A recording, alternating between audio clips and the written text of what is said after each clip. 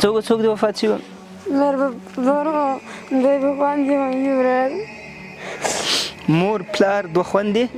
درې خویندې ورور دغه 1 لک افغانۍ دي یو میاشت کې دې ته یو کوټه جوړه میاشت وروسته به انشاءالله موږ راځو بیا داسې نه درېږو موږ کوټه کې به سره د یتیمان سره کښېنو یو ځل بیا هم سلامونه ګیان ولسوالۍ پکتیکا ولایت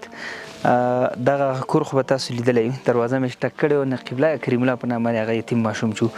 ورځو د ده کوټه ګورو چې دته کوټه جوړه کړې وه که نه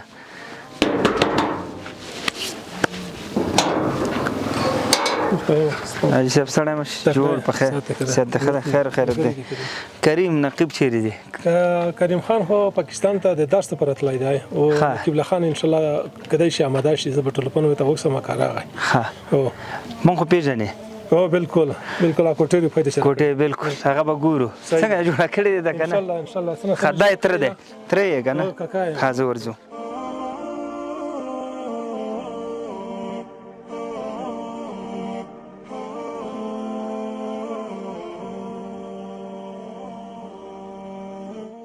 دغه ځای کې موږ ولاړو ماشوم ډېر سخت ژړل تاسو هغه ویډیو لږ وګورئ خیر بچو خیر دا هغه د ماشوم کوټه ده هغه د پلار د کټ اثرات خو اوس هم پراته دي ښه کوم یاد دی کریم الله ښه دا دی که نه سړی مه شي ځوانه خیر دی کریم الله دې څه که نشته نه ولې چېرته لاړه باندې تللی ښه بل ځای تللی هغه یې سبق ته لېږلی دی راځه کوټه دې جوړه کړې ښه دوستانو موږ سره مخکې هغه ویډیو کې کریم الله و که نه دا کوټه ده خو دا دروازه یې څنګه بنده ده دروازه مې دغه نه بند کړې ده چې فعلا میږي چې حیوانات څخه چې ورنه ښه دغه نه بند کړې دی څومره اندازه کې موږ پیسې ورکړې فکر کوم هغه یوازې پټه شوې ده او پلستر دا شیانې پاتې دي ښه خیر دې وسي الله دې آباد لري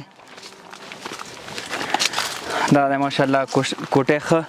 داسې اساسي رغولې ده دې خوا راشه دې خوا راشه کمرمین صاحب چت یې وینې تاسو ماشاءالله ډېر دې پورته کړې نه ده پورته مې دغه نه کړه محترمه ده د سره ړنګ شي اوبه ورننوځي دې تکلیف نه شي ښه ماشاءالله